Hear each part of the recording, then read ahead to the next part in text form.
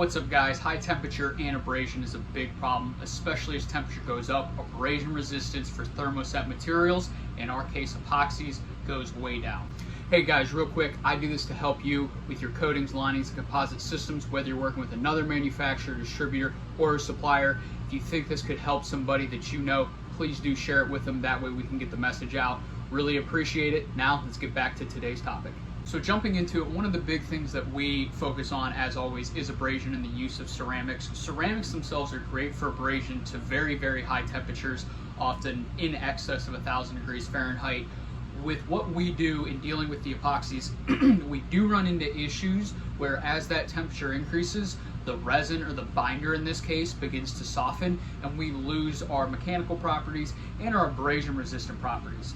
The whole point of the resin in this case with the ceramic coating is to, one, shield the substrate from whatever particular media is there, but actually to hold the binder in place, in our case is ceramic, so that there is abrasion resistance on that substrate or a medium on that substrate. And so what happens is, as temperature increases, the resin's ability to hold onto the substrate as well as resist any wear, because our materials are not 100% ceramic. If they were, they would be a ceramic tile. It's ceramic that is blended in, and since that's the case, their ability to resist wear goes down as temperature goes up, and this is because that material softens.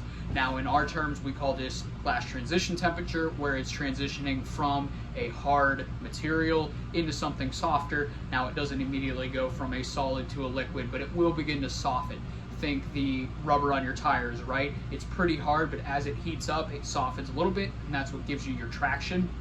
In our case, we don't like that to happen, because that means we're losing our mechanical properties and we're losing our ability to hold in the ceramic so we can actually resist wear. So one of the things that we'll do is we'll either step into a higher ceramic content material, which can absorb more heat, or we'll switch to a higher temperature resistant resin, such as a Novolac. Generally those can go to higher temperatures than some of your general purpose workhorse epoxies, and that's what we'll do to elevate the temperature capabilities of that. Now for some materials that could be, hey, we're going from 100 to 140, or we could go to 150 to 300 degrees and still have it work. So hope this was helpful for you guys. If you have any questions, drop a comment down below and I'll get to you as soon as I can. Godspeed.